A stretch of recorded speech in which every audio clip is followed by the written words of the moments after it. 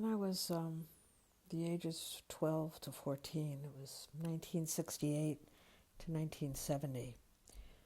Uh, those were the years I learned what violence felt like in my body. I'd seen flashes of it earlier, but something about that age meant I started metabolizing it, not just witnessing it. One night, my mother had to pick my father up from the airport, and I went along. I was in the back seat. Somehow we got turned around, or we were late. Whatever it was, he was already furious when we pulled up. He threw his luggage in the trunk, slammed the door, and started yelling before we even left the curb. By the time we hit the highway, he was pounding his fist on the dashboard while my mother drove.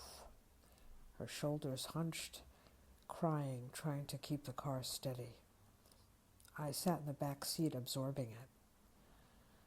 I wasn't exactly afraid for my life, but I felt trapped inside their war. I felt complicit because I couldn't stop it, and victimized because I had to sit there and take it. Even without words, I knew it was wrong. This level of rage, this sense of entitlement to pound and scream at someone you supposedly loved. When we got home, he stormed into the house, took his luggage upstairs, and slammed the bedroom door. He just disappeared. My mother moved into her usual orbit, the kitchen, the ashtray, the bottle. She'd light a cigarette, pour a scotch, and stand at the counter like a woman taking her medicine, drag, sip, exhale, as if smoke and alcohol were only tools she had to sand down the edges of what had just happened. Whatever Little Miss Susie Homemaker costume she put on for the world, that wasn't who she was. Underneath, she was a woman with real agency and real fury, but nowhere safe to send either one. So she sent it into her lungs and her liver and tried to pass for normal. My mother stayed in the kitchen, swallowing tears, acting as if it was now her job to restore the peace he had just annihilated. And I carry the ache for both of them, as if my nervous system had been appointed custodian of the mess. Between 12 and 14, I was just starting to form an identity, to have opinions, to notice my surroundings with a little bit of agency. Every time I tried to use my voice in that setting to say, hey, this isn't okay, or even to object in some small way, I was knocked down, diminished, captured.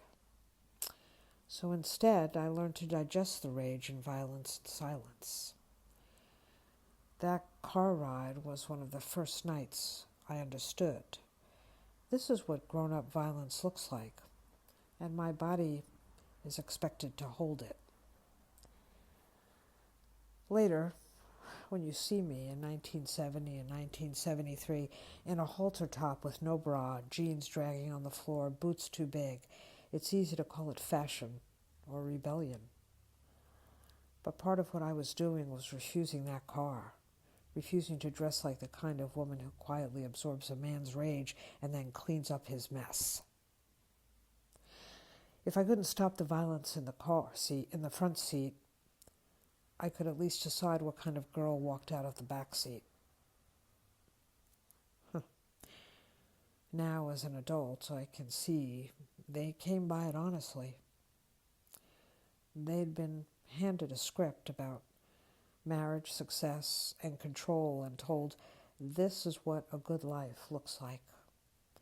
No one had taught them what to do with terror, disappointment, or rage. Only how to build more, buy more, and keep the family car moving in a straight line. I don't say that to excuse him. I say it because I know now my parents weren't uniquely broken. They were doing what their generation was told to do, and it was killing them. At 12, I didn't know any of that. All I knew was the sound of his fist on the dashboard, the smell of her cigarette and scotch, and the feeling that my body had been turned into a sponge for a kind of violence I never wanted to repeat. Later, when I started refusing certain clothes, certain roles, certain men, I wasn't just being difficult. I was trying in my own crooked way to make sure I never ended up in the front seat of that car.